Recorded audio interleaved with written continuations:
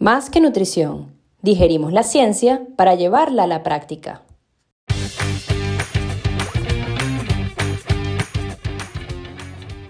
¿Quieres cuestionar y entender la ciencia para llevarla a la práctica y así mejorar el rendimiento y la salud de atletas, personas activas y población general? Acompáñanos en este viaje de compartir información, donde estaremos conversando sobre nutrición, deporte y salud. Somos Paola y Andrea, dos nutricionistas y además corredoras que comparten la misma pasión, la necesidad de divulgar información veraz, actual y práctica. Aquí hablaremos nosotras y también invitaremos a expertos en diferentes áreas relacionadas al deporte y bienestar para crecer y aprender. Bienvenidos a nuestro podcast, Más que Nutrición. Hola, bienvenidos a nuestro podcast Más que Nutrición. Hoy estamos muy contentas porque nos acompaña Frances Holloway. Vamos a tratar de hablar un poco sobre cómo decodificar la investigación científica en nutrición. Y bueno, bienvenido, Frances. Hola, Andrea. Gracias por acompañarnos. Gracias. Muchas gracias, Paola. Muchas gracias, Andrea. Un honor estar acá y hay que apoyar estas iniciativas como la que están haciendo. Hola Francis, hola Pau. Bueno, estamos con nuestro episodio número 3 o número 4, ahora no estoy tan segura. 3. El 3, es correcto. Mirá cuando sea en verdad, el 39 o 40. Ahí sí, va a ser complicado. Pero bueno, bienvenido y vamos a empezar a aprovechar este tiempo contigo. Ok. Bueno, mira, Francis, pues queremos hablar un poco de cómo aprender a leer la investigación, cómo saber que algo vale la pena. Y a mí particularmente me parece que, bueno, lo tienes escrito en tu Instagram, ¿no? Que te gusta llevar la ciencia de donde está escrita, donde está, a la práctica, ¿no? Y básicamente eso fue lo que me llevó a traer este tema a colación y que no es algo de lo que se hable muy comúnmente. Entonces, mi primera pregunta sería, o sea, ¿cómo puedes tú considerar qué es una investigación seria y qué no, de todo lo que uno encuentra por ahí en Internet? Bueno, es una excelente pregunta, Paola, y la verdad que ahora es difícil y hace 20 años era mucho más fácil.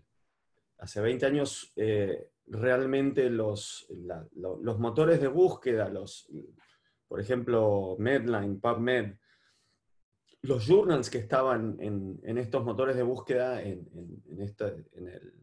el National Library of Medicine de Estados Unidos, los criterios para que acepten un journal a publicar en su base de datos eran mucho más exigentes, mucho más estrictos.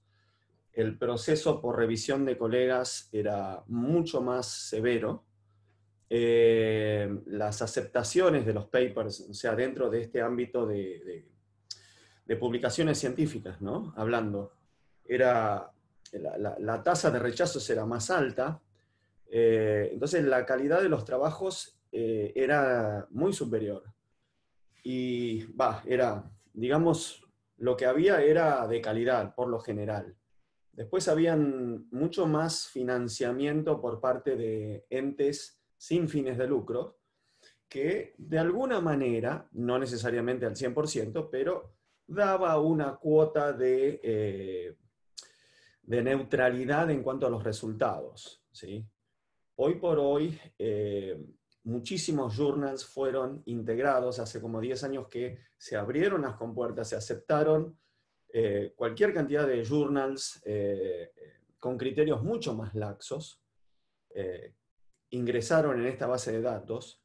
Y hoy por hoy el principal ente que financia la investigación son empresas de alimentos, empresas de suplementos, que son los que tienen el dinero, que aportan a las universidades, ¿sí? Que aportan a los investigadores. Entonces aumentó el riesgo de un sesgo favorable, ¿no? hacia los resultados.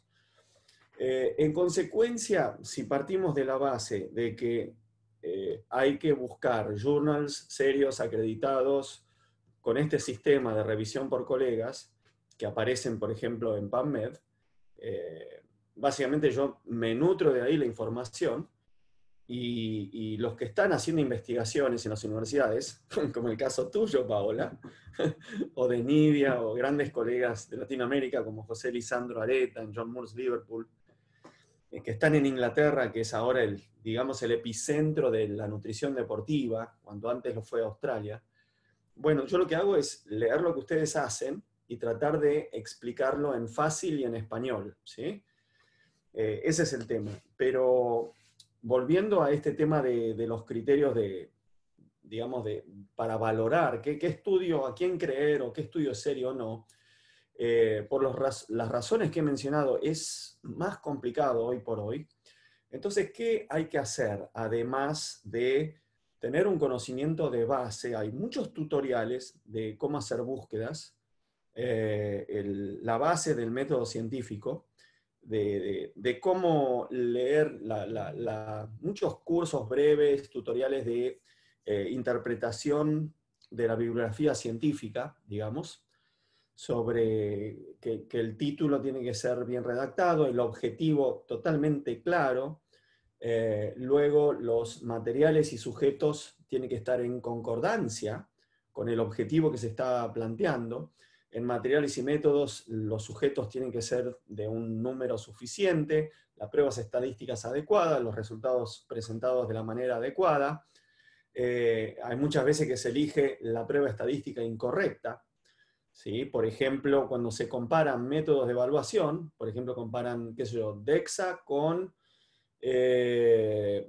pliegues o bioimpedancia, ¿sí? Y se presentan los resultados con una prueba de bioimpedancia, con una prueba de correlación, cuando la prueba necesaria es una prueba de concordancia, el test de Bland y Altman, por ejemplo. Ya que estamos en la estadística y sin abrir otro window y perdernos y marearnos en esto, está toda esta línea de estadística o New Statistics que viene promoviendo, por ejemplo, Will Hopkins de la Universidad de Auckland University of Technology, y bueno, ha cometido varios errores y ahora está siendo revisado todo ese tema de estadística. Entonces, no solo las estadísticas tienen problemas de interpretación, sino las limitaciones de los diferentes abordajes estadísticos. Y luego tenés los resultados y la conclusión. Entonces tiene que haber un eje coherente entre objetivos, materiales, sujetos, prueba estadística, resultados y conclusión. La conclusión tiene que responder a la pregunta de investigación. Si no lo hace, o responde otras cosas, no es válido el paper, ¿se entiende? Entonces, sí. Ese es un criterio básico que lleva tiempo entender, aprender, ¿sí?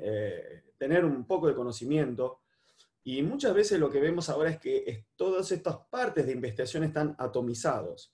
Por ejemplo, hay un estudiante de doctorado que hace la revisión bibliográfica.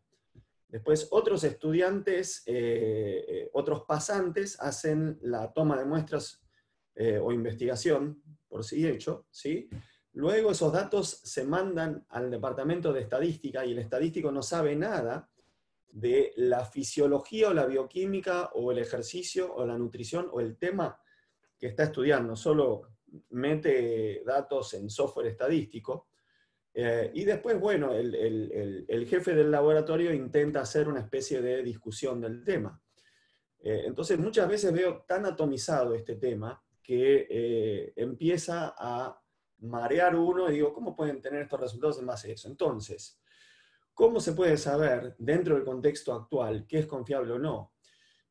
Uno es un poco de ensayo y error y de ir viendo, con el pasar del tiempo, qué laboratorios y qué investigadores, jefe de laboratorio, con su grupo de investigación y alumnos de doctorado y todo eso, vienen haciendo consistentemente estudios serios con resultados coherentes, aplicables a la práctica cotidiana, por ejemplo, o generando investigación básica, y que otros, y también de ir a congresos, ¿no? De ir todos los años a 2, 3 congresos en diferentes partes del mundo, y el hablar detrás del escenario, ¿sí?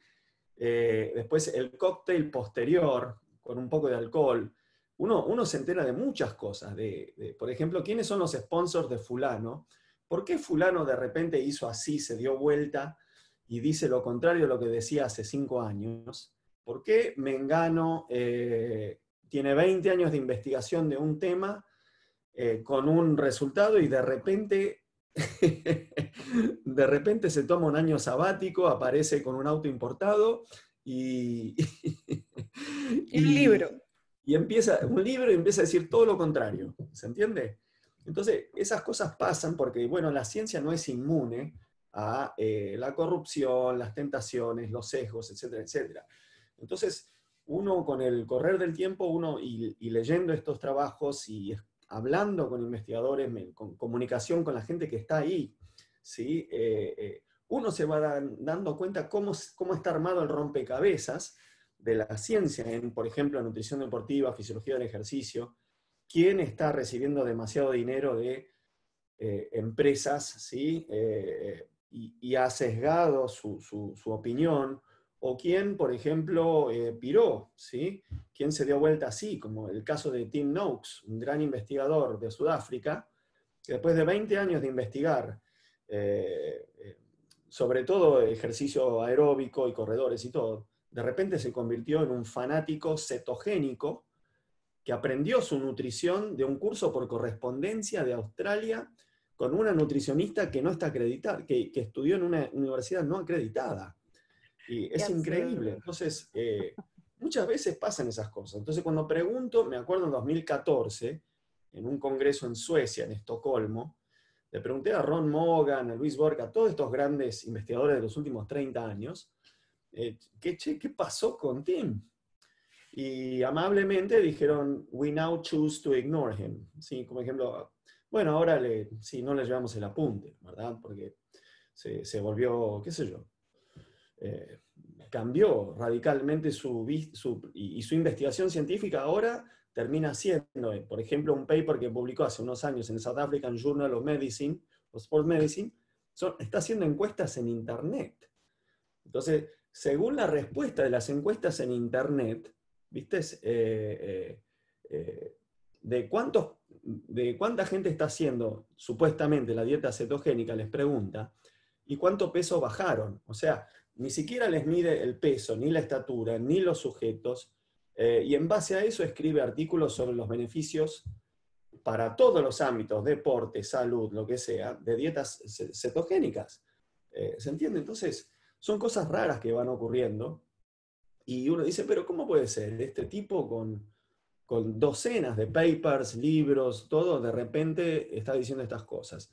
Y eso confunde mucho a la gente, ¿no?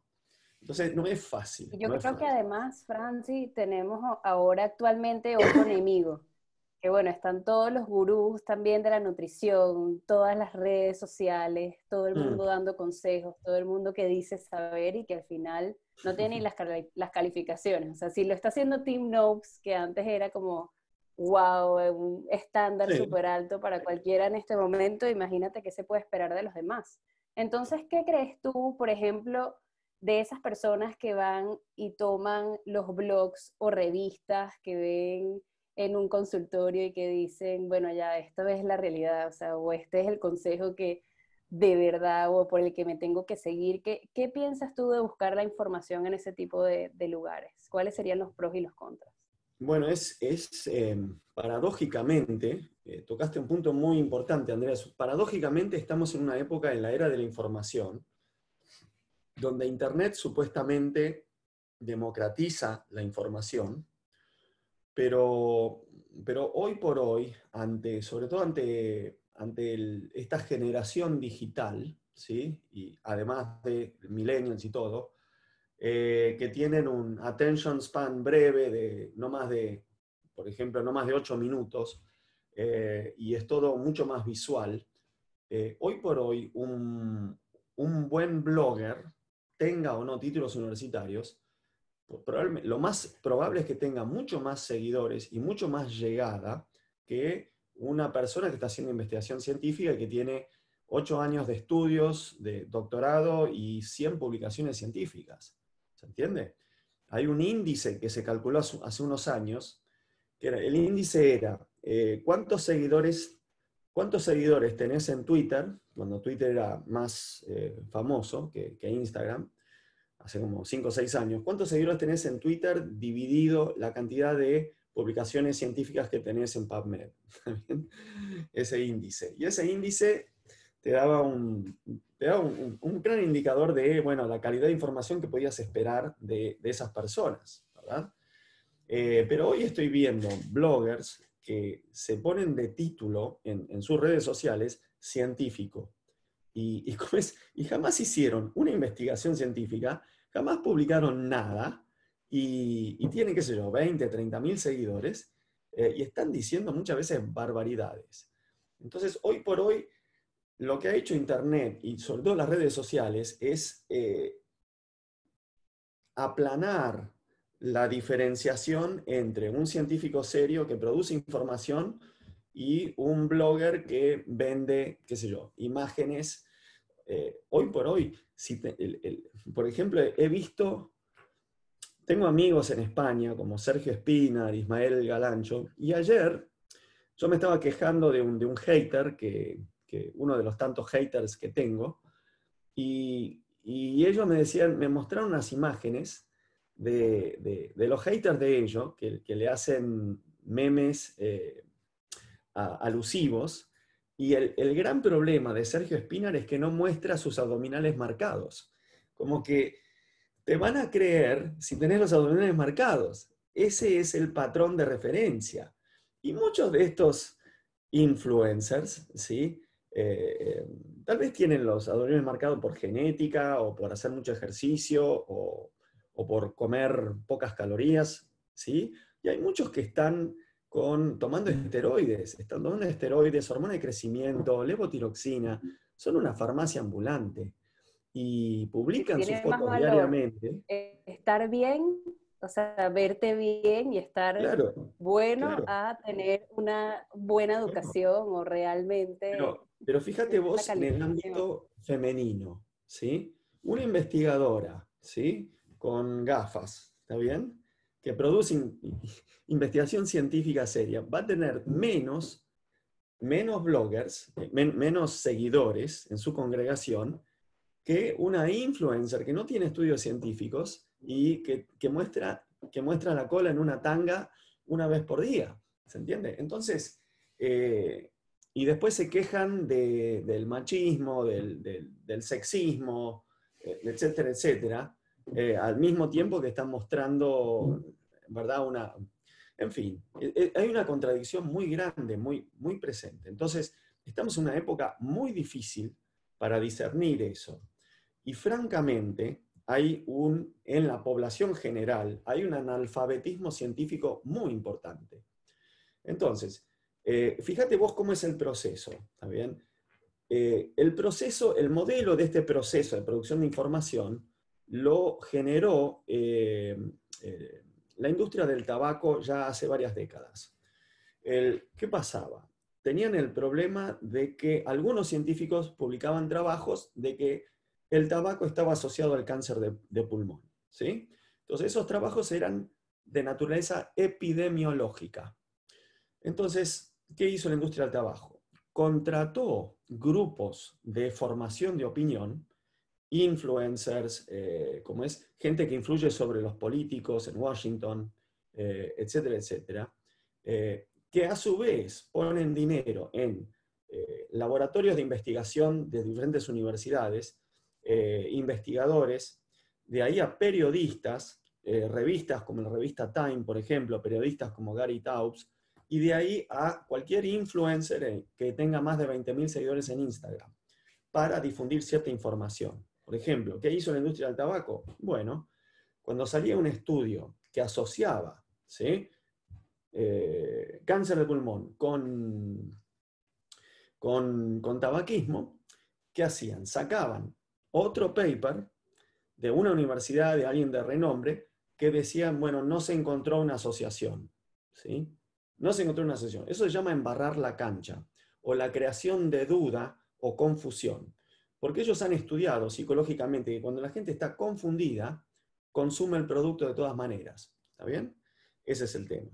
Y después tienen que contratar a otros grupos o periodistas para tergiversar la historia de esos investigadores y decir, no, este investigador, y le inventan historias, ¿sí? De falsedad ideológica, de lo que sea, o lo acusan de abusador o lo que sea, lo descalifican, ¿se entiende?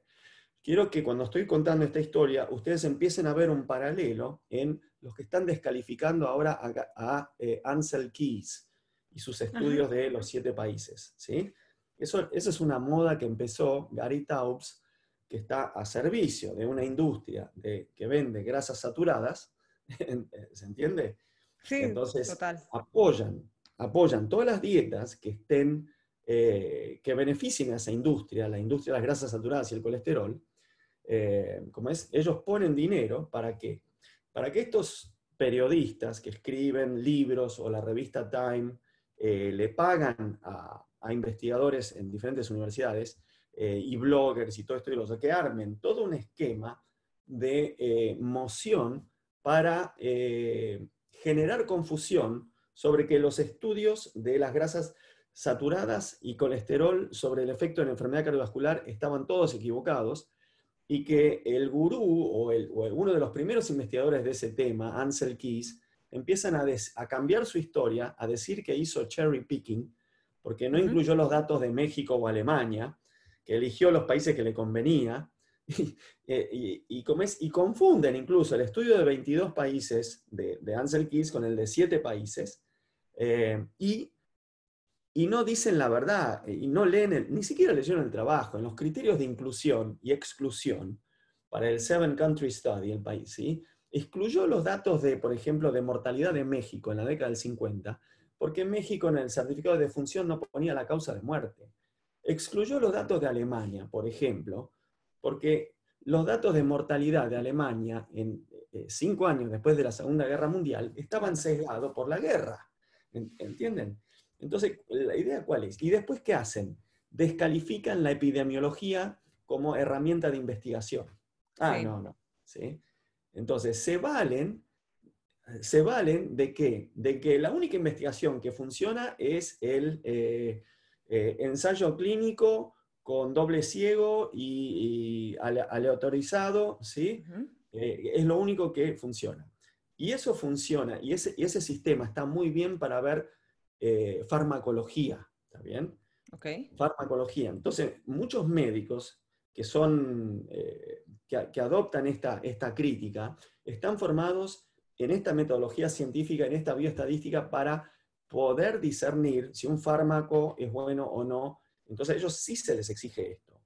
¿Por qué? Porque el efecto colateral es inmediato, ¿sí? O a corto plazo. Entonces, si vos le das un fármaco que le hace mal a alguien, o lo mata, o le da un shock anafiláctico, lo ves muy pronto, muy pronto. En cambio, en nutrición, ¿cuál es el problema? El problema es similar al tabaquismo. Si este año fumás un paquete de cigarrillos por día, o si este año comés exceso de grasas saturadas, calorías y colesterol, ¿está bien? Los efectos no los vas a notar en un año. Por ahí subiste un poco de peso, por ahí te falta un poco de aire al correr con el tabaquismo, pero no lo notás. Los efectos los vas a notar dentro de 30 o 40 años. ¿Se entiende? Sí. Y este desfasaje de tiempo entre la dosis, la intervención, digamos, y el efecto final, porque hay 30, 40 años, ¿tá? Entonces le da mucho espacio para manipular la opinión de cualquier persona. No es un efecto inmediato. Entonces, vos no podés hacer un ensayo clínico aleatorio, ¿sí? Con doble ciego a 30 o 40 años, para ver si... Entonces, tenés que valerte de la epidemiología. Hay aspectos, hay un artículo publicado, un artículo científico muy bueno, que es una parodia, describiendo la ridiculez de esta insistencia en que todo tiene que pasar por este filtro de investigación, que es, ¿cómo es? La correlación entre diseño de paracaídas y muertes. Está buenísimo ese estudio. Y básicamente vos no podés hacer un ensayo clínico aleatorio para ver la eficacia de los paracaídas. No, por supuesto que no. ¿Entiendes? Mira, Entonces, ese es el tema. Está y por difícil. ejemplo, yo, o sea, en todo este tema de la investigación y lo que vemos, y bueno, todos los influencers, etcétera, pero hay como un punto medio o hay personas que, por ejemplo, en el caso, como tú llevas información de todos estos estudios y tal, y la llevas de una forma entendible, o bueno, personas en internet también, en Instagram, con suficientes seguidores como Sergio Espinar. O sea, hay personas que lo están haciendo bien también, ¿no? Entonces, Por es supuesto. como, es como complicado Claro. decir ¿Por qué le que, creo a él y no a él? exacto, Si es él, confuso. si ese es un argentino que dice malas palabras, tiene pelo largo y es poco confiable y no se afeita. Y este otro tiene un traje, una corbata, ¿sí? Y tiene un título de médico. ¿Se entiende? Sí, Eh, es como retador, pero dentro de esta idea, por ejemplo, para, no sé, vamos a, bueno, nuestra audiencia, la mayoría son nutricionistas, ¿no? Y yo creo que pasa algo en particular, yo creo que durante el pregrado, cuando pasamos por metodología de la investigación, en general, lo vemos como que, ajá, rápido, vamos a seguir con las otras materias. Quizás no se le da la importancia que debería tener para saber de esa base, ¿no? Cuando uno está leyendo un mm, paper. Entonces, tal cual, tal eh, cual. desde Viste en tu el punto clavo. de vista, a ver, con tanta información alrededor, ¿qué nos puedes aconsejar a todos para ser como críticos, escépticos e ir más allá? O sea, no quedarse con lo que uno lee, ni siquiera con lo que tú pones. O sea, lo que hoy leo en Donde Francis, lo leo, ajá, solo por eso no me voy a quedar allí, ¿no? Debería yo ir a buscar un poco más. Entonces, ¿cómo, no sé, qué consejo nos das en ese aspecto? Mira, el único consejo que se me ha ocurrido, porque aquí en Argentina pasa lo mismo, te enseñan metodología y bioestadística, cuando no estás mental o maduramente preparado para entenderlo y valorar su importancia. Es como algo que te sacás de encima. Tal vez lo deberían dar en el último año de carrera, ¿sí? O incluir una materia como cómo discernir estudios científicos versus información falsa, o tener un ente. Hay varios entes desde lo privado, ¿sí? Como Quackwatch, intentos privados o chequeados o lo que sea para discernir lo que es falso de lo que es verdadero, ¿sí? Después, bueno, en redes sociales debería haber criterios. Por ejemplo, cuando empezó Google Académico, Scholar Google, dije, uy, qué bueno, acá vamos a filtrar todo lo que es basura de lo que es científico. Y a los 2 años entraba cualquier cosa, cualquier trabajo, cualquier opinión, ¿se entiende? Es una lástima. Entonces, tiene que haber un esfuerzo porque no podemos cargarle la responsabilidad de formarse a todo el mundo en lo que es ciencia o no, tiene que haber una influencia de tal vez entes reguladores, educativos, gobiernos, eh, tiene que haber alguna manera de discernir eso, ¿sí? Eh, Tal vez debería haber una materia en la escuela secundaria sobre esta problemática, porque fíjate vos lo que está pasando. Si uno analiza la historia, a mí me asombra que con el advenimiento de Internet y la difusión de información hayan retrocesos intelectuales tan importantes. Como por ejemplo, el gran auge que está teniendo en los últimos años, la teoría del terraplanismo, ¿sí? De que Wow, la Tierra sí. es plana, con la aceptación que tiene y el crecimiento exponencial de sus miembros. Con las teorías conspirativas, que estamos viendo, por O de que ejemplo, el hombre no fue a la luna. Esa es otra también bueno, que está pero sonando mucho. hace 30 años, antes de Internet, la teoría de que el hombre no fue a la luna, como una canción de los Red Hot Chili Peppers, ¿sí? ¿Viste? It was made in a Hollywood basement, ¿sí? El hombre a la luna fue hecho y yo vi una película en la década del 80 de ese tema, o los terraplanistas también, era un grupo minúsculo que tenían su organización, su grupito de seguidores, pero Internet ahora ha aumentado drásticamente esa creencia, ¿sí? Y también, por ejemplo, el movimiento antivacunas, que es increíble ahora, y los problemas que estamos teniendo, entonces, y la contradicción inherente de, por ejemplo, la gente que pertenece al movimiento antivacunas, que está pidiendo que se saque una vacuna para el coronavirus, al mismo tiempo. Esa contradicción inherente, ¿se entiende? Es curioso y no entiendo cómo la gente puede convivir con estas contradicciones internas tan importantes. Entonces, en nutrición también pasa lo mismo. ¿Sí?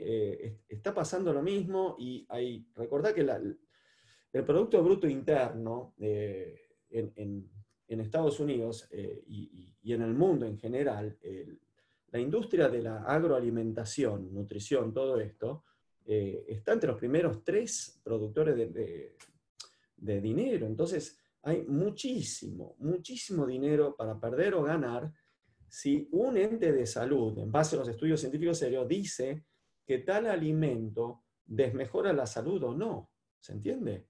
Claro. Entonces, ¿qué va a hacer esta gente? Esta gente que producía cigarrillos, que no le importa tu salud. Si vos producís cigarrillos y después sacás un comunicado, cuidado con fumar que puede hacer mal a la salud, quiere decir que no te interesa la salud de la gente. Y hay millones de personas que trabajan en esta industria. Algunos, qué sé yo, pobres, no necesitan el dinero para alimentar a su familia cosechando las hojas de tabaco, pero el empresario que fue educado, que sabe que hace mal a la salud y sigue insistiendo con eso, y le paga a científicos y formadores de opinión para cambiar la opinión pública para que crean que fumar no es tan malo, o que los actores en Hollywood fumen, y cuando finalmente se prohíbe eso, bueno, agarran todos los de Netflix para que estén fumando minuto tras minuto tras minuto. Entonces en Netflix está todo el mundo fumando.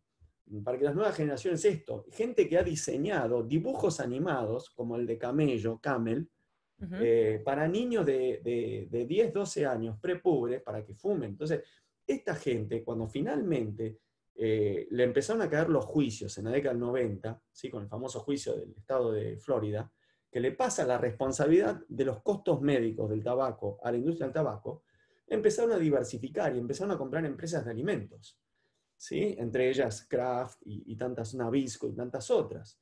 Entonces, empezaron a ampliar las mismas estrategias. O sea, si vos no podés cambiar, qué sé yo, un aceite hidrogenado por un aceite no hidrogenado en una galletita, bueno, entonces si vos vendés grasas saturadas y colesterol, ¿qué tenés que hacer? Y tenés que modificar la opinión pública, empleando exactamente las mismas estrategias, generando confusión. Y hoy yo no puedo creer que hay tantas licenciadas y licenciados en nutrición y médicos que egresan de la carrera y están convencidos y suben en sus redes que la grasa saturada y el colesterol no hace nada para la salud, que estábamos todos equivocados. ¿Se entiende? Y yo no lo puedo creer. Sí lo puedo creer y lo entiendo. De hecho, conozco. ¿Qué me ocasiona a mí esto? O sea, sin duda hay mucho sesgo en todo el tema de la industria. Cuando estuve estudiando yo hice un máster en España, también me di cuenta que hay muchos investigadores que lo que hacen también es sacar y sacar y sacar artículos científicos para aumentar su número, pero no necesariamente porque también le estén haciendo para que le estén haciendo un beneficio a la salud o estén dándole realmente un aprovechamiento de la ciencia. Entonces tenemos esas dos caras de la moneda. Pero entrando un poco en otro tema, ¿qué nos puedes hablar de la jerarquía de los estudios? Es decir, ¿qué es mejor ver? ¿Un estudio epidemiológico? ¿Un estudio de los que hablabas experimental de doble ciego? O sea, ¿cómo puedes guiarnos a nuestros oyentes en todo este tema? Perfecto, gracias yo tiendo a desviarme del tema, pero bueno. Sí, excelente pregunta. El tema es el contexto. ¿Cuál es la pregunta de investigación? ¿Qué querés ver? El efecto de, qué sé yo, consumo de grasas saturadas sobre enfermedad cardiovascular. Bueno, ahí necesitas un estudio epidemiológico, ¿sí? Y a corto plazo podés tener algunos indicios con estudios más cortos de intervención o ensayos clínicos, ¿sí? Pero no vas a tener una foto del problema o una imagen, la película del problema. Solo tenés una foto de un periodo de tiempo corto. Después hay otros estudios, como por ejemplo los efectos de la cafeína sobre el rendimiento en 2000 metros de remo ergómetro. Y ahí perfectamente puedes hacer un ensayo clínico aleatorio, doble ciego, ¿sí? Rápido. Entonces, depende de la pregunta de investigación. Ese es el tema. Y por ejemplo, ya yendo más hacia la nutrición deportiva, hay dos temas importantes. Uno que les quiero dejar como información interesante. O sea, si alguien hace una intervención a través de un suplemento o una dieta, ¿sí? O alterar macronutrientes, calorías, lo que sea, cualquier intervención de nutrición deportiva, bueno, tiene en un grupo de deportistas o recreacionales activos, lo que sea, ¿tá? Los outcome variables, o sea, las variables dependientes, van a ser de dos tipos.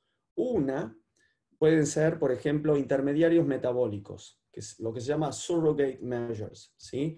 Por ejemplo, estimuló el mTOR, estimuló el AMPK, bajó los niveles de insulina, ¿se entiende? Aumentó el consumo de oxígeno post ejercicio. Esos son ejemplos de medidas intermedias, ¿está bien? Y hay muchos estudios con intervención nutricional que alteran los niveles de insulina, ¿sí? Que alteran el consumo de oxígeno después del ejercicio, que alteran, por ejemplo, la cantidad de estímulo del mTOR o el ABPK o lo que sea, ¿está bien? Entonces, mucha gente toma eso como ya una verdad para implementar. Lo que a mí me interesa es la segunda fase de estas variables dependientes, de estos outcome measures, que es cuál es el impacto sobre el rendimiento o la composición corporal. O sea, ¿cuántos segundos más rápido estás corriendo? Ya sea desde 100 metros hasta un maratón. Por ejemplo, jugo de remolacha, sí. ¿Qué hace? Ah, mira, te hace correr a un VO2 máximo, a un VO2 más eficiente, te mejora la economía de esfuerzo. Fantástico. ¿Y cuántos segundos más voy a correr? ¿Cuántos segundos más rápido voy a correr 800 metros y 1500 metros? No sabemos todavía. Entonces, consumir 2,5 gramos de leucina te estimula el mTOR. Ajá. Y a fin de mes, ¿cuántos kilos más voy a hacer en sentadilla? ¿Cuántos centímetros más me va a crecer mi bíceps? No sabemos. Este abordaje con ayuno intermitente, entrenar en ayunas oxida más grasas durante el ejercicio que entrenar desayunado, donde oxidas más hidrato de carbono. Interesante. Y a fin de mes, ¿cuántos centímetros de cintura, cuánto va a bajar mis pliegues de grasa por hacer eso? Y bueno, no sabemos. Entonces, a mí me gusta elegir, o sea, y esto está muy bien la investigación básica, las variables intermediarias, ¿sí? Está muy bien. Pero primero, antes de implementar una estrategia o algo, explícame cómo me mejora mi rendimiento o mi composición corporal, ¿sí? De una manera, por lo menos en un periodo de un año, ¿se entiende? Y lo que veo es, entonces yo tiendo a seguir a los investigadores que hacen aplicación práctica, ¿está bien? Okay. Más que estar subidos a el rat race de publish or perish y conseguir todos los años fondos para investigar algo, para en cada American College o European College presentar algún estudio de algo, aunque sea irrelevante, ¿viste? Hablándote de qué sé yo, de mTOR o MPK o lo que sea, que no está mal, pero primero demostrarme que realmente funciona. Y por ejemplo, en Australia, me gusta mucho la gente de Australia porque hace esos estudios. La intervención nutricional o de suplementos directamente tiene la variable dependiente es una variable de rendimiento, ¿sí? Como Gary Slater, que estudia qué sé yo, la cafeína en remo 2000 metros, ¿se entiende? Ese tipo de cosas.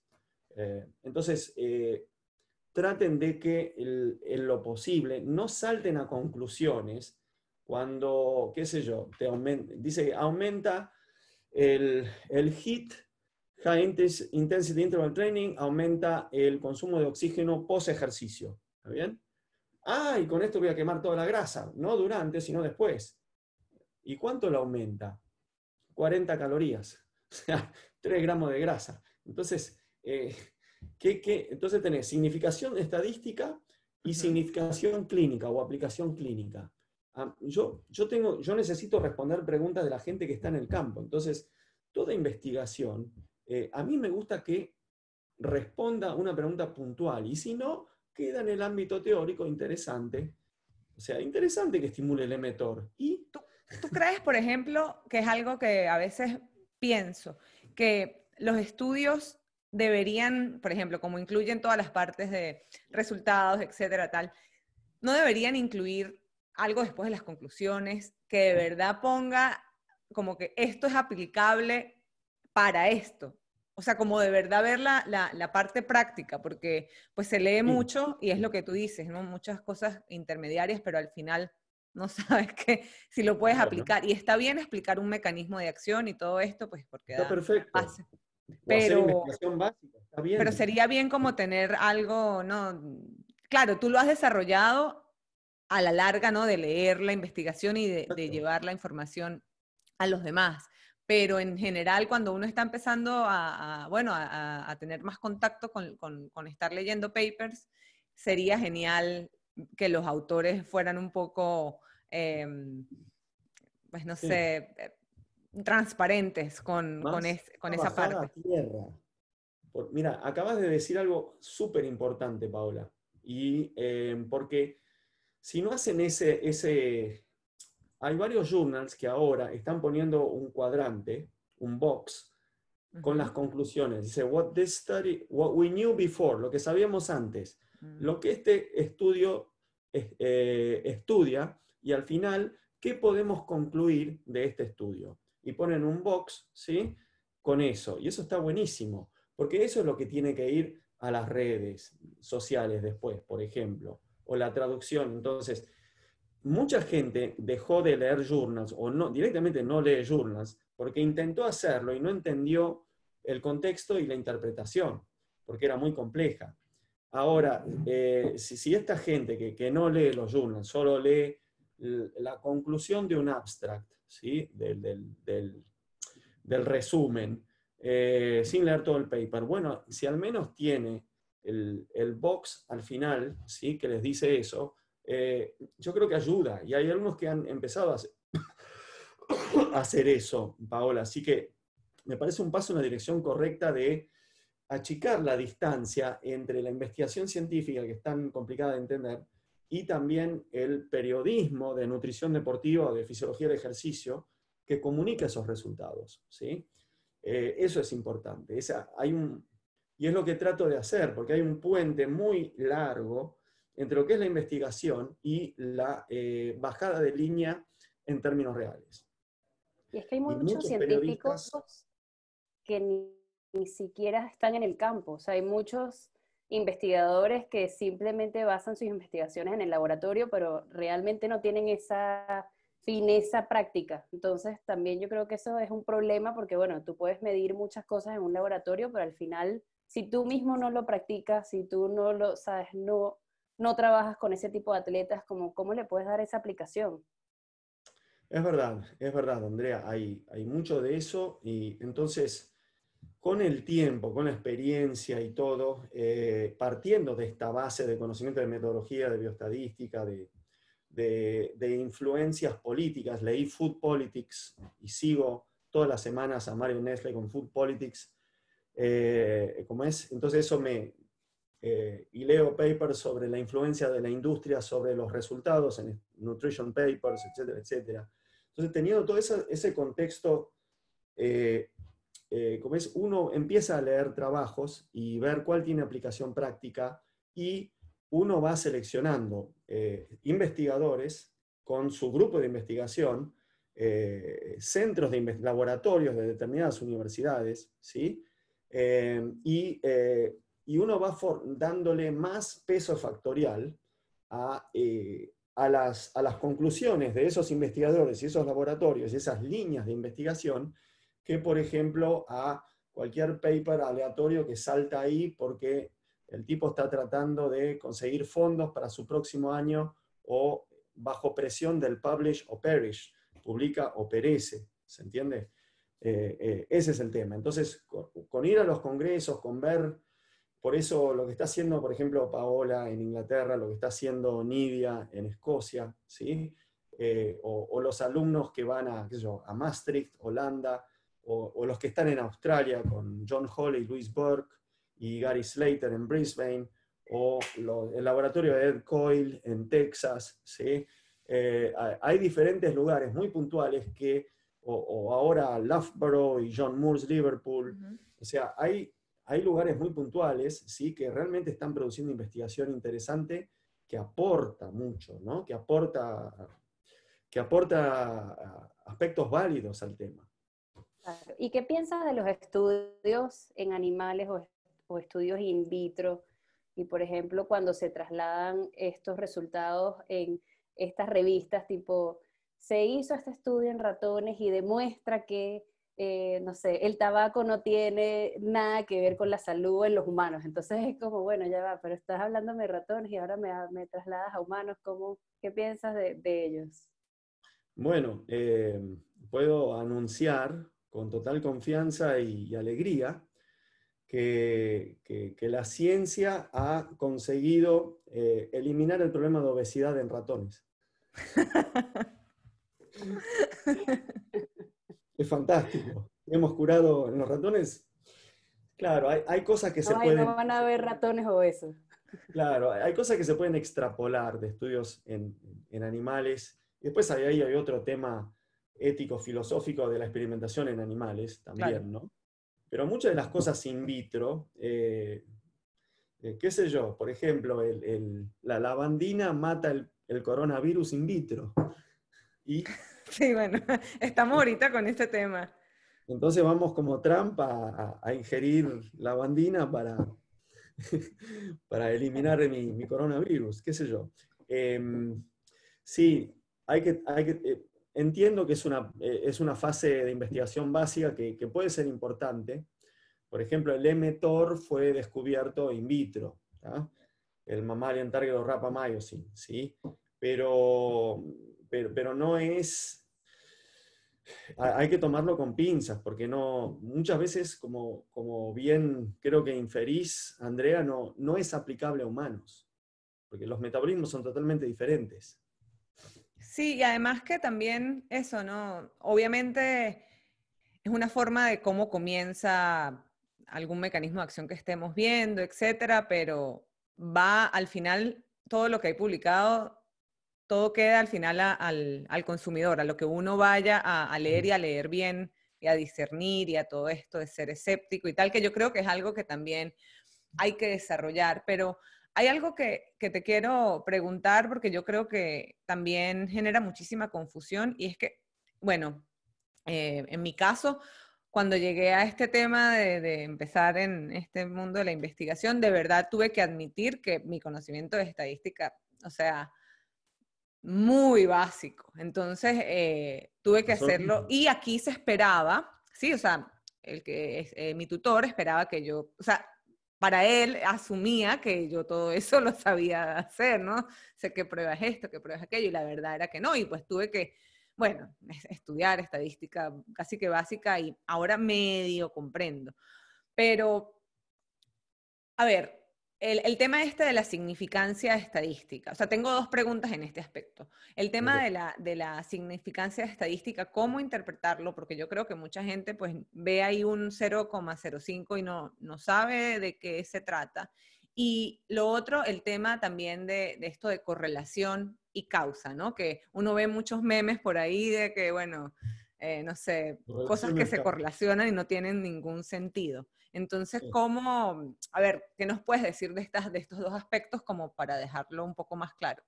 Ok, bueno, lo primero que digo es que la ciencia y la estadística es imperfecta, como la democracia, pero es lo mejor que tenemos. ¿Está bien? Pero tiene sus errores. Después hay varios problemas con pruebas estadísticas, ¿sí? antes de ir a la significación estadística. ¿Sí? La significación estadística se establece un punto de corte que es todo o nada, sí o no. Entonces, P menor a 0,05 es estadísticamente significativo y pues no. Entonces, lo primero que quiero decir es que significación estadística puede ser diferente a significación clínica, de aplicación clínica. ¿Está bien? Ese es el primer parámetro. Después, sí, correcto, hay correlaciones que no implican caución, obviamente, ¿está bien? Entonces hay que interpretarlo dentro del contexto. Después hay problemas con las pruebas en sí. La matemática de estas ecuaciones tiene limitaciones. Por ejemplo, para demostrar que el t-test de student, ¿sí? Que haya significación estadística, necesitas un número de sujetos importante. Y si tenés un número pequeño de sujetos, no te va a dar, si tenés un número pequeño de sujetos, no te va a dar significación. Y si tenés más de 1000 sujetos, siempre va a haber significación estadística. ¿Se entiende? Entonces, por eso ahora muchos están usando la D de Cohen para pequeños grupos. Sí que suele suceder el caso de atletas de elite, que el N siempre es pequeño. Entonces hay un problema con el número de sujetos ahí. Después hay otro problema con la prueba, del diseño de la prueba de correlación. Para que haya una correlación significativa, o sea, ponele arriba de 0,7, ¿querés? Es wow, ¿sí? De significación. Necesitas que la variabilidad del numerador y la variabilidad que hay en el denominador sean muy, muy grandes. Entonces, por ejemplo, si vos tenés jugadores de fútbol profesional y vos querés correlacionar, qué sé yo, la capacidad de salto medido con, no sé, el Sargent Test o el Counter Movement Jump o lo que quieras, ¿sí? O alguna variable de rendimiento en fútbol. Correlacionado con grasa corporal, con masa muscular, con perímetro de pantorrilla, con longitud de tibia, algún aspecto antropométrico, por ejemplo, que tenga que ver con la capacidad de salto, ¿sí? Este grupo es tan homogéneo, son todos tan parecidos entre sí, cortados con tijera, que la variabilidad antropométrica y la variabilidad del rendimiento, de la capacidad de salto, es tan pequeña que todos los puntos se agrupan en un círculo en el medio de la gráfica y la correlación es 0. ¿Se entiende? Entonces vos concluís, no hay correlación entre cualquier variable antropométrica y la capacidad de salto. Entonces sí lo hay, pero tenés que agarrar de gente que mide 1,50 m hasta gente que mide 2 metros, con gente que salta 20 centímetros a gente que salta 40 centímetros. ¿Se entiende? Entonces muchas veces no se entiende ese aspecto. O si yo quiero tener un resultado que favorezca lo que yo quiero decir, entonces yo elijo los sujetos adecuados y lo pruebo. Entonces, son limitaciones que tiene la estadística, porque la estadística es prácticamente, son como las pesas, no tiene cerebro y no tiene corazón. Entonces vos podés usar las pesas para fortalecer una espalda o para romper una espalda, ¿se entiende? Así es. O la energía nuclear para curar pacientes o para fabricar una bomba atómica. Y la estadística también. No tiene corazón y cerebro. El corazón y cerebro te lo da la metodología, la filosofía de la metodología, que es la epistemología. Entonces, ¿para qué vas a hacer esto? ¿Qué es lo que está? Entonces, tiene que haber un sinceramiento y un conocimiento del investigador, de la parte epistemológica, ¿sí? La filosofía de la ciencia, de no querer hacer trampa, o tener suficiente conocimiento de las limitaciones de muchas herramientas estadísticas, y algunos que lo hacen de manera ingenua, porque la estadística es difícil de entender, ¿no? Y es algo bastante abstracto, y yo creo que hice 7 cursos de estadística hasta que finalmente empecé a entenderlo. Y después me fanaticé y empecé a leer la biografía de los estadísticos, de Carl Pearson, de Fisher, de todos estos locos. En enero fui a la fábrica ¿cómo es? De Guinness, donde inventó el TT de Student trabajaba, y estas cosas. Pero yo no pretendo que la gente tenga esta enfermedad que yo tuve sobre la estadística y la metodología. Pero no puede estar la estadística o los resultados estadísticos y la interpretación disociados de la parte metodológica.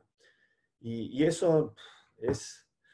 Pero eso tiene que estar en la formación, ¿no?, de los investigadores. Y hay países que a propósito disocian la parte de filosofía de la ciencia con lo que se investiga. ¿Para qué?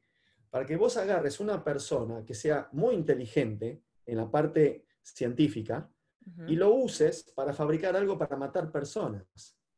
Y que esa persona no sienta culpa de lo que está haciendo. ¿Se entiende? No, a mí me pagan por hacer esto. ¿Qué hacen con esta herramienta? No es mi problema filosófico. Yo no siento culpa. ¿Se entiende? Entonces, hay varios países que disocian esto a propósito, para que no sientan culpa por hacer esto.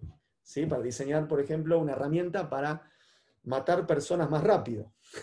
¿Se entiende? Bueno, como hicieron los nazis en su momento, de Sí. automatizar todo ese tipo de muertes para que no hubiera culpa. El juguete de Oppenheimer.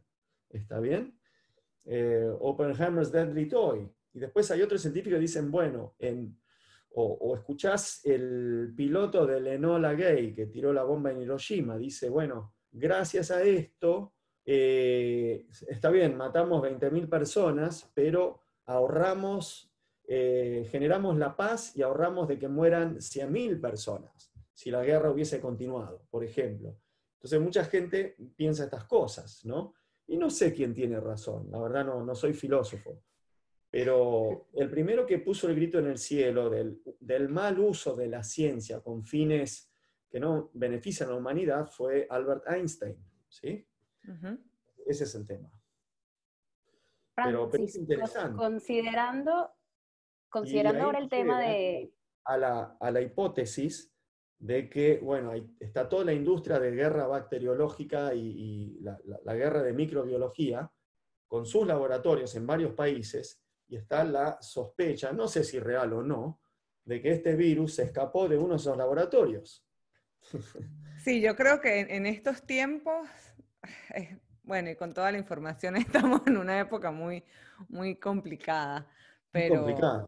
¿Cómo sabes si es teoría conspirativa o no, ¿no? O realidad. A mí no me parece descabellado en lo personal. O sea, me parece que tiene incluso un poco de sentido. Todo este tema de... Hay lógica, ¿sí? Yo trato de evitar las teorías conspirativas, pero bueno, me baso también en información y en informes y bueno, ya supongo que algún día lo sabremos, ¿no? Sí. Francis, No sé, considerando ahorita todo el tema de la significación estadística y este tema, no sé si querías que hable de algo más específico. No, está bien. Yo básicamente lo que siento es que por supuesto la estadística es muy densa y mucha gente pues no le ve el aspecto, pero me contestaste perfecto en el tema de no divorciar a la metodología de la estadística. Yo creo que si uno lo lee así, puede empezar, así no conozca en profundidad un método estadístico, puede empezarle a ver sentido a lo que sea que diga el paper en particular. Pero es el jefe del laboratorio el que tiene que saber de ese tema y orientar y formar a los alumnos de doctorado que están haciendo. O sea, no le podés tirar la responsabilidad a cada alumno de doctorado en el mundo de ser un erudito en epistemología y pruebas de estadística. ¿Se entiende? Te estás formando, entonces, y tratando de generar tu investigación y esto porque te gusta el tema, está buenísimo eso. Pero tiene que ser el jefe del laboratorio. Ahora, yo veo jefes de laboratorio con mucha relevancia que hacen estudios que no sé cómo los aceptan en journals, porque a mí me rechazan un journal por el más mínimo detalle ortográfico, y esta gente está publicando papers con 5 sujetos, ¿sí? Y con 5 sujetos reporta las estadísticas descriptivas como promedio y error estándar. Standard error of the mean. Y no pone los datos de personales, pues. Estuve varios años rediseñando, recalculando el desvío estándar a partir, porque el error estándar, ¿qué es? El desvío estándar dividido la raíz cuadrada del número de sujetos. Entonces, si yo sé el número de sujetos y sé el error estándar, yo te lo puedo calcular, el desvío estándar. Y el desvío estándar con 5 o 6 sujetos es tan amplio que nunca podés tener un análisis de varianza o una prueba de comparación con test de student o lo que sea. Jamás podés tener una P menor a 0,05 con 5 sujetos tan diferentes, algunos que pesaban 70 kilos, otros que pesaban 90 kilos. ¿Está bien?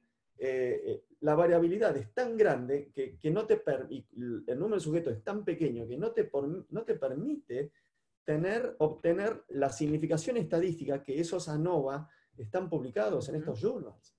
Pero que la tecnología que se usó era, wow, isótopos radioactivos, ¿sí? Entonces, wow, hay que publicarlo. Este researcher tiene 80 papers publicados. Entonces entra, ¿se entiende? Y te están poniendo cualquier cosa. Es así. Entonces había una época, hace más de 10 años, que yo me enojaba con esto, me sorprendía y le escribía cartas a los investigadores, le mandaba cartas con mis datos reprocesados, que eran sus propios datos, y yo les recalculaba las estadísticas y les redibujaba las gráficas, con las barras de error y todo. Y, por ejemplo, ellos están teniendo significación estadística que solo obtenés con, por ejemplo, 36 sujetos, y ellos lo obtienen con 8 sujetos. La misma significación. ¿Cómo puede ser? Porque hay sample size calculators, ¿sí? Calculadores de tamaño muestral. Entonces yo les escribía y de un contexto de humildad y con respeto, solo y sin insultar ni nada, simplemente pedía que me expliquen cómo obtenían esos resultados. Y nunca me respondieron. ¿No? Pero bueno, qué sé yo, tal vez es un error mío. Pero ahí me empecé a dar cuenta, ¿y a quién creerle, a quién no?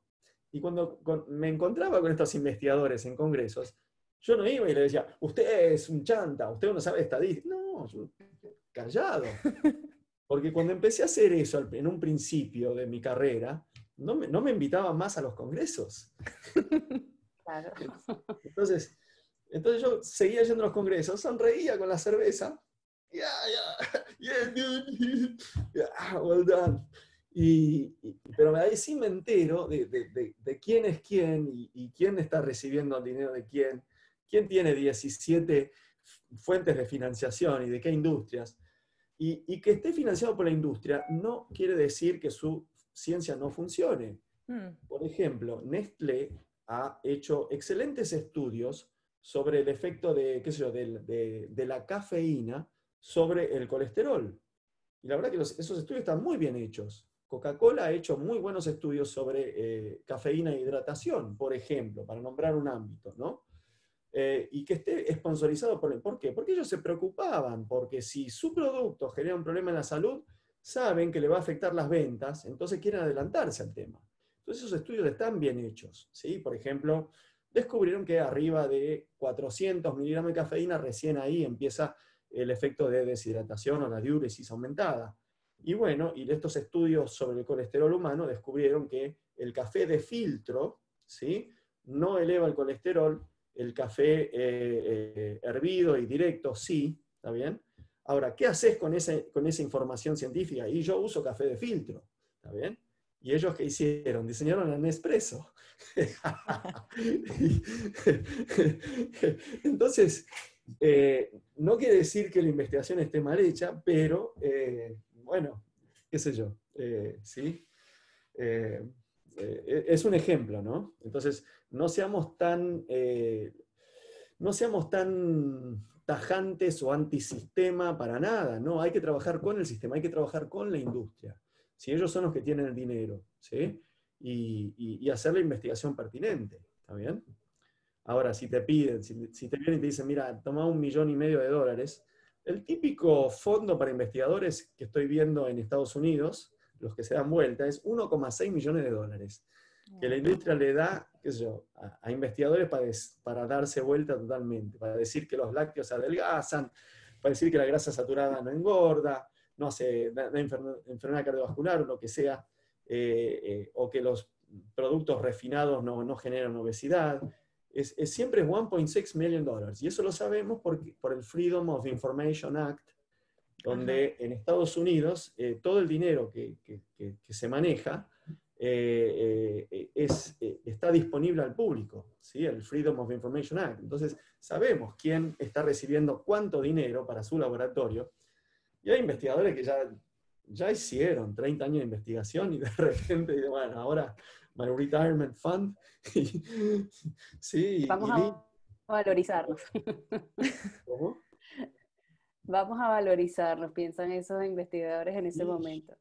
Francis, Entonces, en ese sentido, sí. ahora considerando todo el tema del tribalismo nutricional, ¿considerarías que los basados en evidencia son también o están creando una tribu?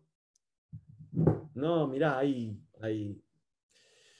tribus, o sea, hay dos tipos de gurúes tribales, digamos, ¿sí? O dioses de religiones, de estas neorreligiones nutricionales. Está el bicho, el vivo, que lo hace todo por dinero. Digo, ¿qué querés? ¿Sí? ¿Qué resultado querés? ¿Tanto? Bueno, te va a costar tanto, listo. Están esos, los vivos, y después están los neoconversos, los fanáticos neoconversos, como Tim Noakes. ¿Está bien?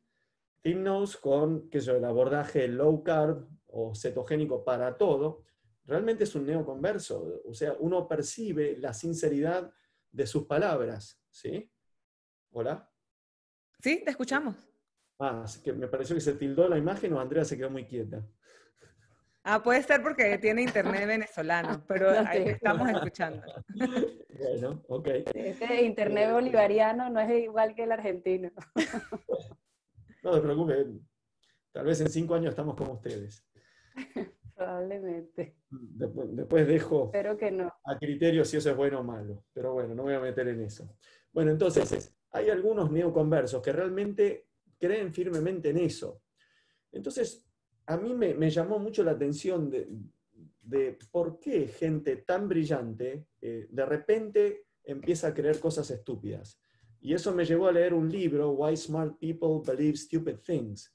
Y hay un problema psicológico que está descrito de que gente muy brillante de repente empieza con teorías locas. Por ejemplo, el capo de psicología de Harvard, durante 30 años, que de repente, el doctor Mack, que de repente empezó a decir que él firmemente creía en los secuestros por extraterrestres de sus pacientes. Wow. Y no lo podían echar porque tenía tenure en la universidad, pero empezó a decir eso. O, por ejemplo, Linus Pauling, 2 veces premio Nobel en bioquímica y paz, con una carrera de investigación en bioquímica buenísima, y de repente salió diciendo que 10 gramos de vitamina C curaban el resfrío, y sin apoyatura científica. Digo, ¿cómo puede ser? O Tim Noakes, con una gran trayectoria de investigación, de repente haciendo encuestas online para justificar su creencia nutricional actual para todas las situaciones. O, por ejemplo, Mahatma Gandhi, el apóstol de la paz, que permitió que su hija muriera agonizando porque tenía una sepsis y se rehusaba a cualquier inyección que penetrase la piel humana. Entonces, en vez de rechazó que le den una inyección de penicilina que la curaba en 1 hora y murió agonizando 1 semana en sus brazos por esta cerradura. Por la mentalidad. Entonces, sí, o sea, eso de los neoconversos, voy a tomar esa recomendación de ese libro porque a mí también me llama muchísimo la atención, claro, sobre todo el caso Tim Noakes, yo creo que es lo más, ¿no? Es lo más cercano a nosotros. En nuestro ámbito es muy fuerte y Sí. incluso no sé si has visto en Twitter, bueno, que aparte ahora están los carnívoros y hay un tipo que es carnívoro, que no me acuerdo el nombre de su handle, pero es una locura y salió hasta apoyando una locura que esa persona con cero conocimiento de nada está diciendo de eso de comer solo carnes rojas a toda hora, ¿no? Entonces ahí tú dices, wow, ¿cómo pasó esto? Entonces, interesante leer ese libro para de repente comprender un poco. Totalmente, asombra, ¿no? Llama mucho la atención y hay muchos casos. Y en Twitter... Mira, Francis, yo Twitter está tengo bueno. te quiero preguntar algo que de repente los nutricionistas que nos están escuchando, no sé si no les va a gustar o les va a gustar, pero es algo que a mí siempre me ronda la cabeza. Hay muchas personas que tienen un interés genuino en la nutrición deportiva, por ejemplo, y no tienen de pregrado, o sea, no tienen estudios básicos de nutrición, pero ya, vamos a suponer, en la mitad de su vida deciden que esto es lo que les apasiona y quieren entrar en este mundo y hacerlo de manera genuina, ¿no? O sea, estudiando, no siendo influencers X, sino buscando la información que es, etc. Entonces, en este aspecto, ¿tú crees que en nuestro campo y considerando todos los problemas que tenemos con el intrusismo, deberíamos abrirnos un poco a eso o seguir siendo tan, no sé si arrogantes, pero tan cerrados a aceptar a gente de otros campos en nuestro campo? Oh, excelente pregunta. Y creo que no tengo una respuesta. Tengo un par de ideas que me gustaría compartir, pero no sé si tengo la respuesta. La respuesta rápida es, si quiere practicar nutrición, tiene que ir a la universidad, estudiar la carrera y recibirse, hacer el proceso que todos tuvimos que hacer. De hecho, a mí me pasó eso. Yo soy un licenciado en economía, que me apasionaba la nutrición deportiva. Y yo estaba trabajando de autorizador de tarjetas en American Express y decidí cambiar el rumbo de mi vida. Y cuando decidí inclinarme por la nutrición deportiva, tuve que empezar de cero. Y me costó mucho. Tuve que recursar varias materias porque no me daba el cerebro, en microbiología, fisiología, bioquímica, matemáticas.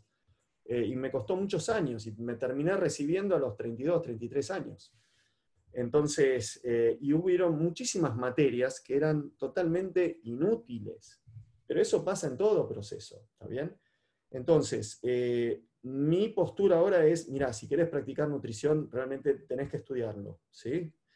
Si querés saber de nutrición para tu información personal, o porque tú eres un preparador físico, un entrenador que está todos los días con el atleta y le tiene que responder in situ, in vivo, una pregunta rápida de ¿es mejor comer avena o medialunas? ¿Sí? ¿Se entiende? Entonces, sí, esa gente tiene que formarse en nutrición, como para poder dar ciertas orientaciones prácticas, etcétera, etcétera, no para estar prescribiendo dietas ¿sí? Porque puede ser peligroso. Por ahí la persona tiene un problema de salud, y esa dieta que prescribe, por desconocimiento de la parte médica, clínica nutricional, le genera un daño, ¿no? Entonces, eso por un lado. Después, por otro lado, yo creo que hay que reformular la educación. Y yo creo que esta pandemia está generando una reformulación de la educación. Si alguien quiere estudiar nutrición deportiva para practicar, ¿por qué tiene que estar estudiando materias tan estúpidas como las que nosotros hemos visto y que perder tanto tiempo y dinero estudiando cosas que son totalmente inútiles en la aplicación de la nutrición deportiva, por ejemplo? ¿Se entiende? Entonces, yo creo que la educación está tomando, o va a tomar un curso y debe tomar un curso totalmente diferente y de ser mucho más, tal vez, puntual. Estoy hablando de la formación específica para practicar una disciplina. No estoy hablando de tener una buena formación amplia, ¿sí? Por ejemplo, en secundario o el primer año de universidad, y saber de filosofía, saber de moralidad y saber de un poco de cada área. ¿Saben? No estoy hablando de sesgar todo hacia una cosa. Pero no puede ser que tengamos que estar 4 o 5 años estudiando cosas que realmente no nos contribuyen a lo que vamos a estar aplicando cotidianamente. ¿Se entiende? Ese es el tema. Entonces, yo creo que van a empezar a aparecer muchas más formatos universitarios de educación online que reducen mucho los costos. Tampoco, qué sé yo, querés tener una buena educación y no tenés $100.000 por año para ir a Harvard o lo que sea. Sí, no puede ser que sea discriminante por un tema de dinero. Entonces, yo creo que tiene que cambiar el modo de educación universitaria tal cual lo conocemos hoy por hoy, que está cambiando, que mucha gente aprende más, qué sé yo, tomando algunas certificaciones o cursos que en 4 años de la universidad, ¿cómo es? Pero que hoy por hoy sí hay que hacerla. Hace falta un ente regulador que certifique la calidad de la formación y avale el título de esos licenciados, licenciadas en nutrición. Perfecto, Sí, sí. quizás hacer un básico y luego desviarte por las diferentes ramas, clínica, nutrición deportiva, Por ejemplo, alimentación esa es, funcional. sí, es una buena opción. Sí, es una buena opción. ¿Ah? Básicamente es porque siento que hay personas, por supuesto que hay quizás el 90% es de personas que dan consejos indiscriminados, ni saben de qué están hablando, pero estoy segura que hay un porcentaje de personas que de repente quiere hacer como un cambio de carrera o lo que sea y se siente como muy limitada, ¿no? O rechazada. Así estudie, ¿eh? Así estudie lo que sea, que así haga una maestría en nutrición, igual hay como hay como una fricción entre, no sé, entre, por ejemplo, una persona que hizo pregrado, maestría, diplomado, todo el cuento, ¿no? Entonces, quizás es una forma, en mi opinión, yo creo que si lo van a hacer bien, no tengo ningún problema con que no sea, no sé, licenciado en nutrición y dietética, pero si después hizo lo que hay que hacer, la maestría o lo que sea, y tomó cursos de calidad, ¿por qué no? ¿No? O sea, pienso que... Bueno, hay otro tema ahí. Creo que no sé cómo será en otros países, pero por ejemplo en Estados Unidos, yo era licenciado en economía, y cuando quise estudiar nutrición, tuve que hacer todas las materias de la American Dietetic Association, todas las de la licenciatura y la residencia y todo, si no, no accedía a la maestría. ¿Se entiende? Entonces, Claro. yo no podía creer cuando regresé a Argentina, uno por decencia o por... en Estados Unidos, cuando haces un currículum, siempre pones detrás de tu nombre tu último título, no pones todos tus títulos, ¿sí? Bachelor en jardín de infantes, ¿sí? Recibido de la escuela primaria, bachiller de escuela secundaria, licenciado y después máster. Aquí en el Reino Unido es así, es como una cosa. Bueno, no, en Estados Una Unidos línea no, larguísima. porque en Estados Unidos eso figura como que te estás dando demasiada importancia, estás alargando la cosa, tu currículum tiene que tener una hoja, si en una hoja vos no resumís lo que sos, directamente lo tiran. Y vos tenés que poner tu último título, y se sobreentiende que que si tenés una maestría, hiciste todos los pasos previos correctos. Entonces yo firmaba cuando vine a Argentina como Master of Science, y había gente que me criticaba que no era nutricionista porque no había puesto mi licenciatura. ¿Entiendes? What the fuck? Digo, pero no puedo creerlo. Franci, para cerrar, te voy a hacer una última pregunta que no tiene nada que ver con nutrición. Pero Ok. si tuvieras que elegir una Sí. cualidad de tu personalidad o un hábito que tengas diario y pudieras recomendarlo a los demás, ¿cuál sería y por qué? Uf.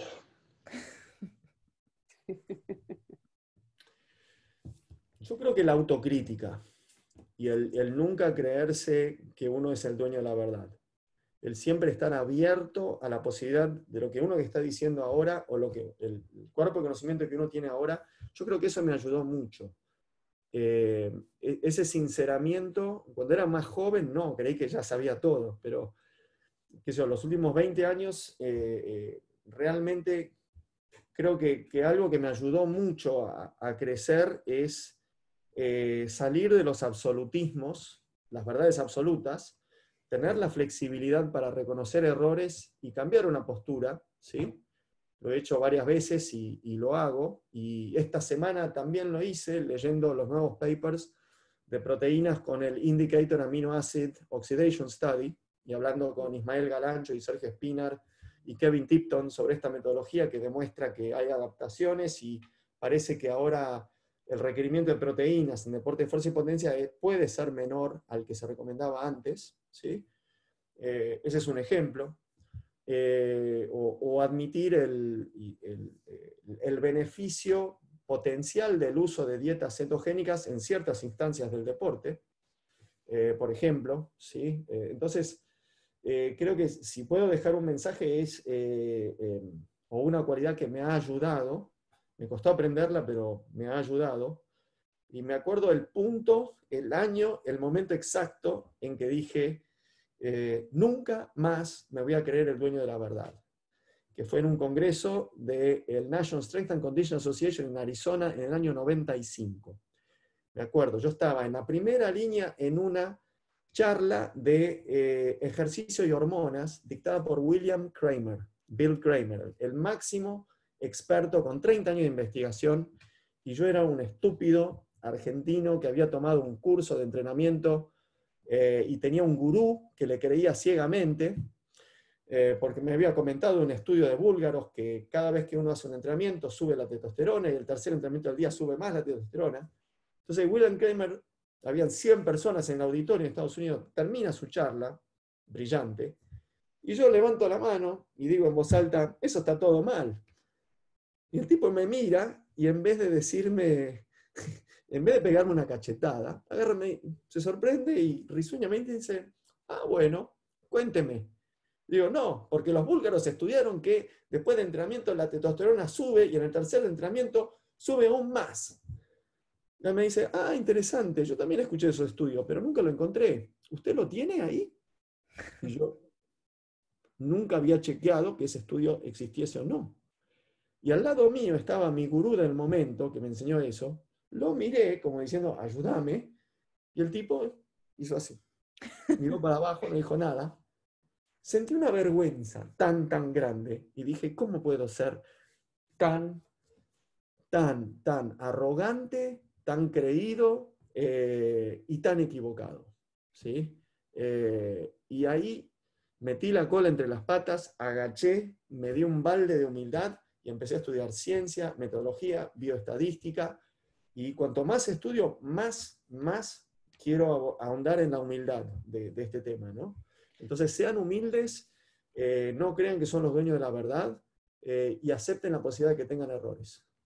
Mira, Francis, de verdad que, bueno, no puede ser un mejor cierre. Yo, pues, de ver tantos, bueno, o sea, de ver tantas personas, por ejemplo, aquí que empecé a conocer a personas que pensé que nunca iba a conocer, y ver la forma en que son tan humildes, uno dice, wow, y X persona en cualquiera de nuestros países con tener un poquitico de conocimiento se cree la gran cosa. Entonces, ¿No? Curioso. así es. Y bueno, yo sé que a ti te incomoda que te alabemos, pero tenemos que hacerlo porque la verdad, pues, eres la referencia en Latinoamérica y no solo con la parte de la nutrición, etcétera, sino también como este enfoque que tienes a la humildad. Y yo creo que no, o sea, no sé en qué momento fue, bueno, me dices que eso fue como en el 90, pero yo recuerdo hace muchos años, no voy a decir cuántos, que fuiste a un congreso en Caracas cuando eras nutricionista del River Plate. Yo estaba empezando la carrera de nutrición y recuerdo que yo estaba haciendo mi tesis en la universidad donde yo estudié en Venezuela, se hacía tesis, estaba haciendo una tesis con triatletas, etcétera. Y después de ese congreso te escribí a ti y le escribí a otras personas con mis datos. Y el único que me respondió fuiste tú. Y me dijiste cómo hacer con esos datos, etcétera, y de ahí, bueno, salió la tesis. Entonces, desde ahí, de verdad que siempre te he admirado mucho, no por la parte, o sea, la parte nutricional es maravillosa, sino pues por tu humildad y bueno, y ahora con este cuento que le dices que sí a todo el mundo para este tipo de cosas, aún más, y bueno, gracias por tu ejemplo, de verdad. Y mira vos cómo has superado todo, ya sos doctorada con papers científicos de Inglaterra, impresionante lo tuyo. Impresionante la carrera que has hecho y un ejemplo para todos los latinos. Gracias. Así que, y ahora te sigo y te cito en redes sociales, lo has visto. Sí, bueno, me sonroja un poco. Espectacular. Y Andrea, recién te conozco oficialmente. Sí, nunca he tenido la oportunidad de verte, pero bueno, seguro que en la vida en algún momento nos conoceremos. Ok. Pero muchísimas gracias por tu tiempo, de verdad que te admiramos Por mucho favor. y gracias de nuevo. Bueno, Fue espero maravilloso que compartir sirva y contigo. no me haya ido mucho por las ramas. Sí, No, estuvo espectacular. Gracias, Francis.